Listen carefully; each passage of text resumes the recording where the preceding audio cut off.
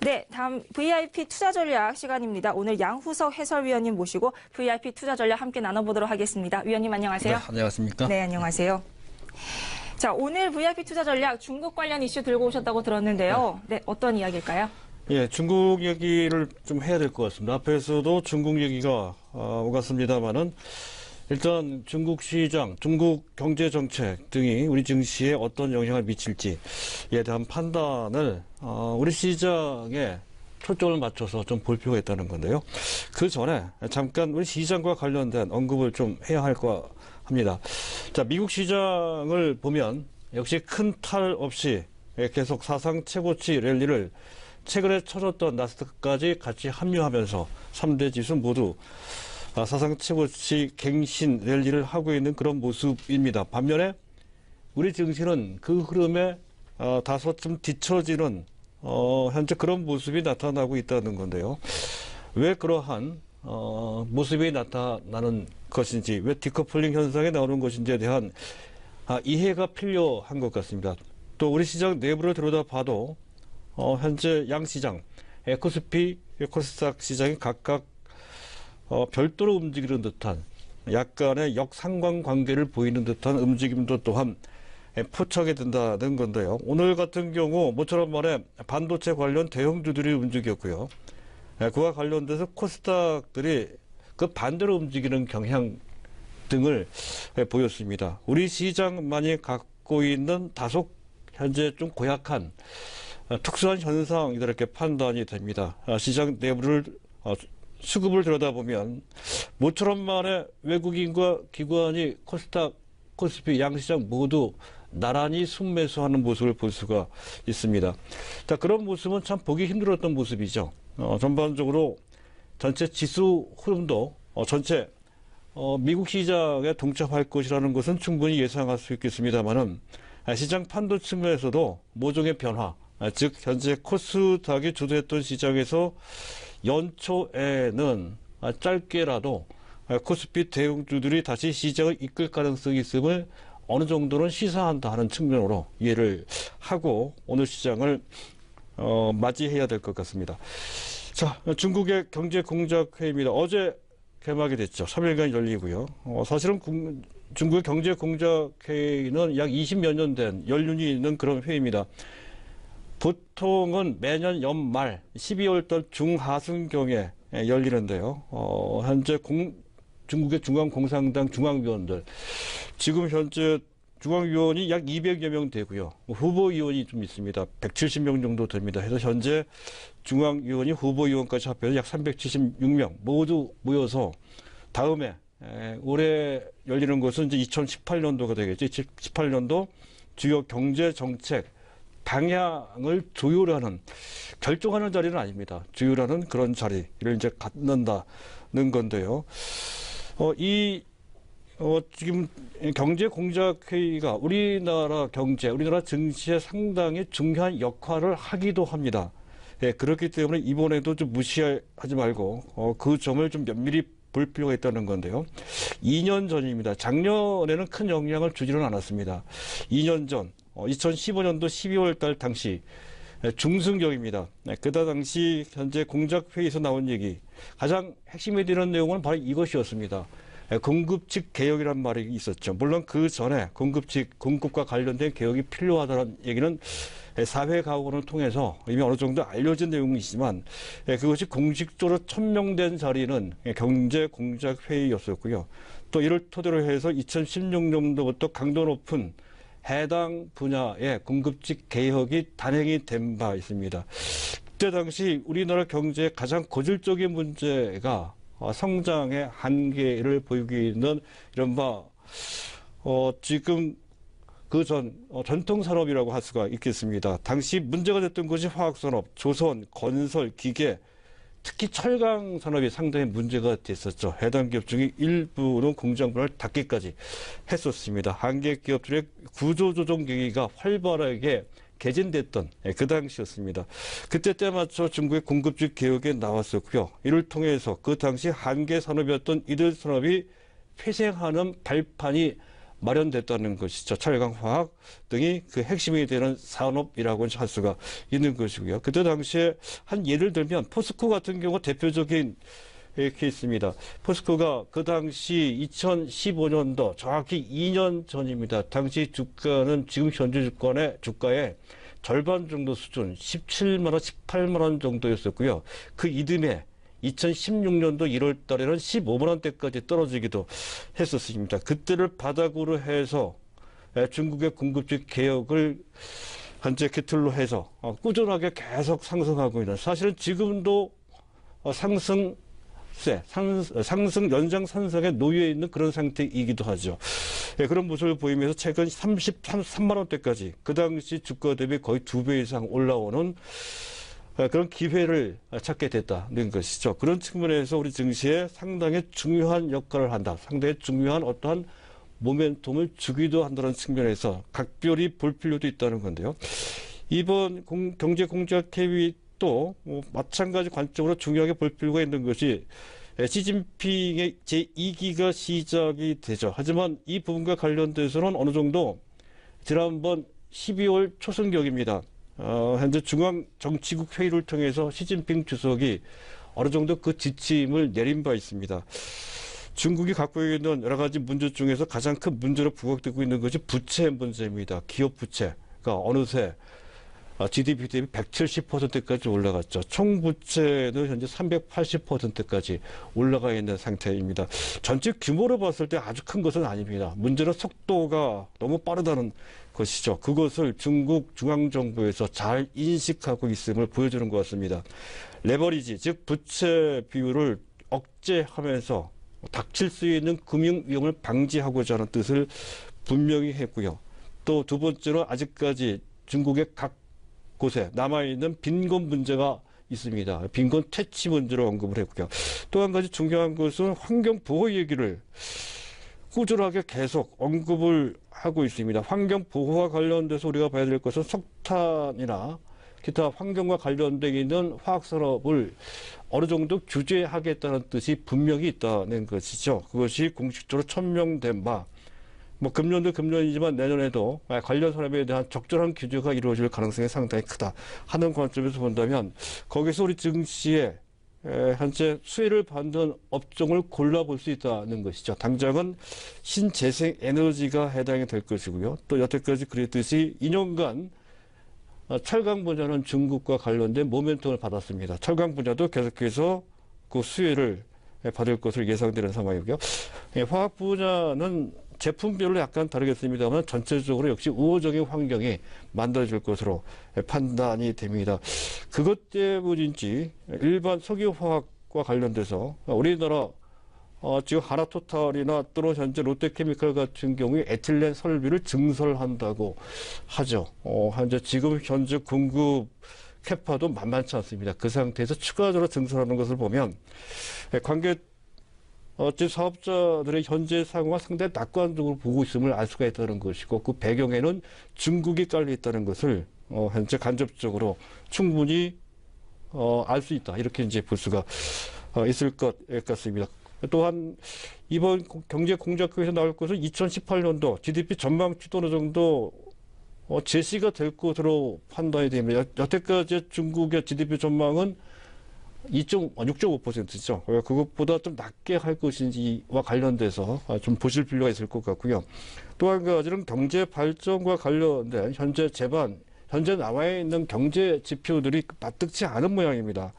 그래서 새로운 경제 발전 상태를 제대로 측정할 수 있는 새로운 거시 지표를 제시할 것이다 하는 그런 얘기가 나오고 있습니다. 그런 것도 우리가 관측 포인트로 보실 필요가 있겠습니다. 네, 이렇게 중국 경제공작회의에 대한 얘기 나눠봤습니다. 자, 다음은 국내로 한번 넘어가 보죠. 자, 12월 들어서 외국인 수급이 좀 얘기가 많이 나오고 있는데, 자, 외국인과 기관의 수급 변화에 따른 판도 변화에 대한 얘기 한번 짚어보도록 하겠습니다. 사실은 우리 국내 내국인들, 투자자들이 가장 민감하게 봐야 될 부분이 바로 이 부분인 것 같습니다. 일반 개인들뿐만이 아니고요. 기관 또는 현재 시장을 주도하고 있는 외국인들도 이 부분은 상당히 예민하게 볼 것 같습니다.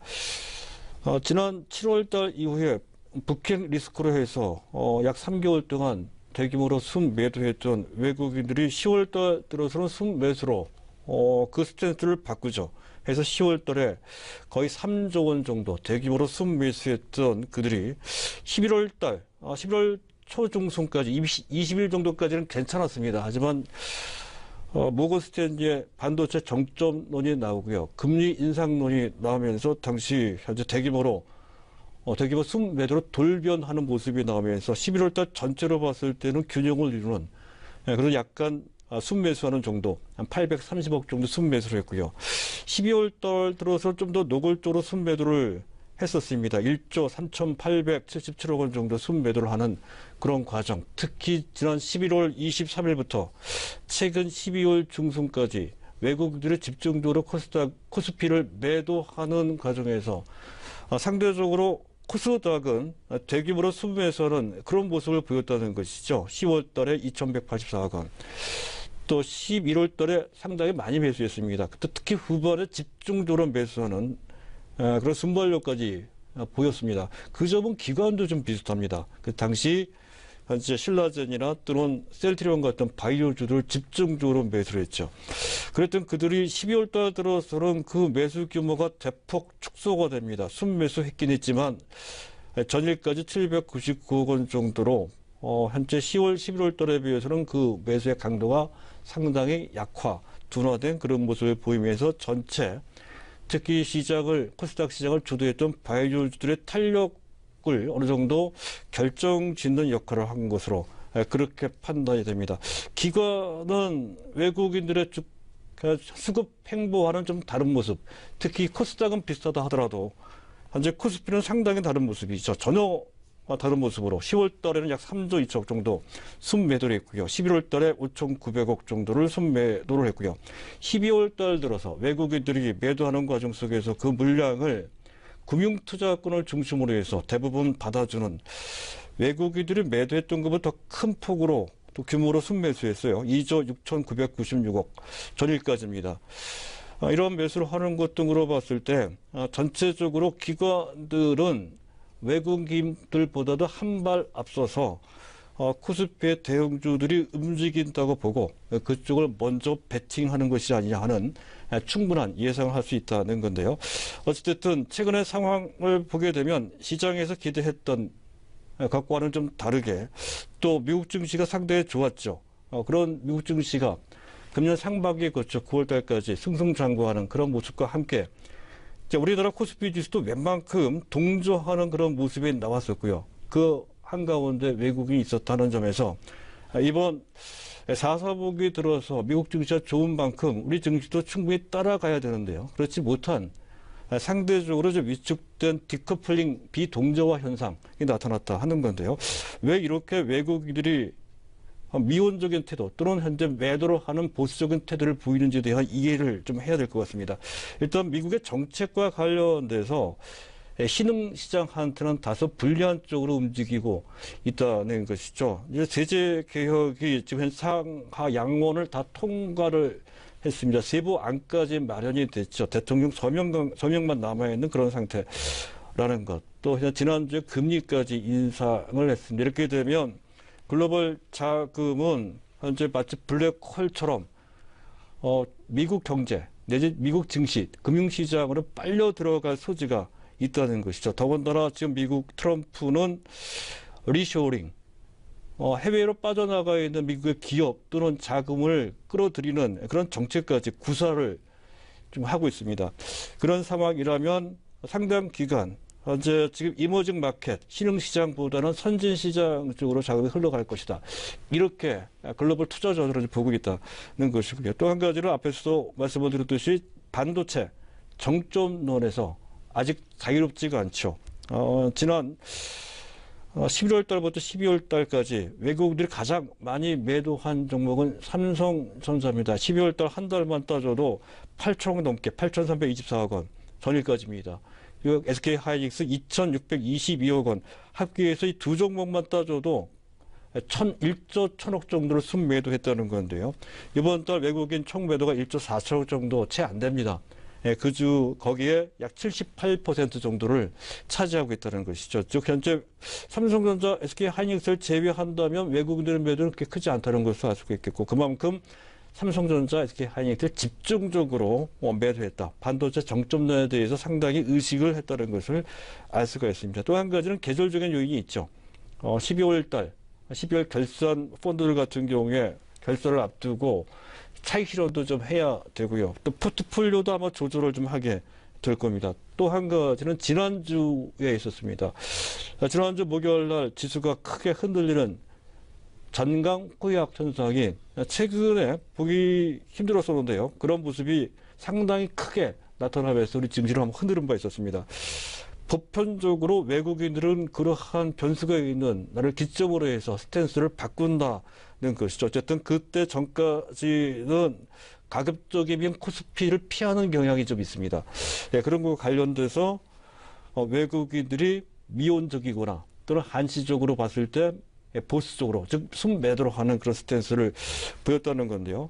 지금은 상황이 좀 바뀌었다는 것이죠. 당장 오늘 하루만 본다 하더라도 그 정보는 사뭇 다르게 순매수를 하고 있다는 것이, 특별히 우리 증시를 강력히 순매수할 만한 반도체와 관련된 시각이 바뀌었다든가 하는 그런 것은 전혀 없었습니다. 시장 자율적으로 그러한 스탠스로 바뀌었다는 것에서 앞에서 제기됐던 여러 가지 문제가 어느 정도는 완화되는 측면 좀 있다.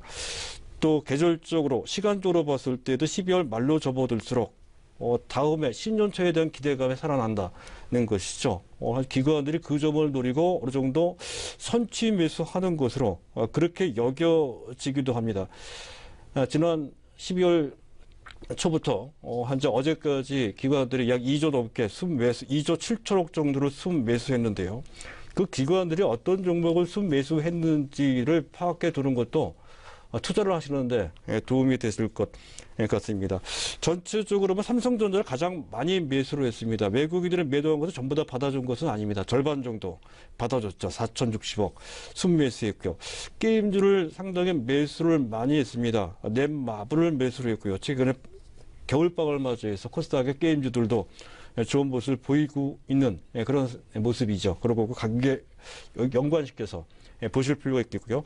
LG전자를 많이 매수했고요. 아모레퍼시픽, LG플러스 이런 종목들도 매수를 했고, SK텔레콤도 많이 매수를 했네요. 그리고 셀트리온 이런 종목들도 많이 매수를 했고요. 또 대한항공을 매수를 했습니다. 최근에 유가와 기타 환율 등의 문제를 보면서 현재 선택을 한 것 같습니다. 그리고 낙폭과제 상태인 한전, 현대모비스 등을 매수했다는 것에서 현재 외국 기관들이 어떠한 쪽에 초점을 맞추고 있는지, 또한 우리 일반 개인들 입장에서 봤을 때 상황이 바뀌었을 때, 판도가 바뀌었을 때 어떤 쪽에 초점을 맞출지에 대한 참고 자료가 충분히 될 것으로 판단이 됩니다. 한 가지 더 말씀을 드린다고 한다면, 외국인들이 결국 앞에서 얘기했던 거시적인 문제, 미국의 정책적인 문제 때문에 이머징 마켓에서 돈을 빼간다는 그런 약간의 우려가 있습니다만, 사실은 지난주에는 오히려 글로벌 이머징 마켓 펀드 쪽에서는 큰 규모는 아닙니다만은 외국인들이 순유입을 했다는 것이죠. 걱정했던 것에 비해서는 현재 오히려 순매도를 거의 하지 않거나 순매수하고 있는 모습이고요. 이런 상황이라고 한다면 시장의 전반적인 온기가 또다시 한번 위험자산, 즉 아시아 신흥시장으로 다시 확산될 소지가 높다는 관점에서 볼 때 수급상 우호적인 환경이 나올 것으로 기대되는 상황입니다. 네, 여기까지 양후석 해설위원님 모시고 VIP 투자 전략 들어봤습니다. 네, 위원님 감사합니다.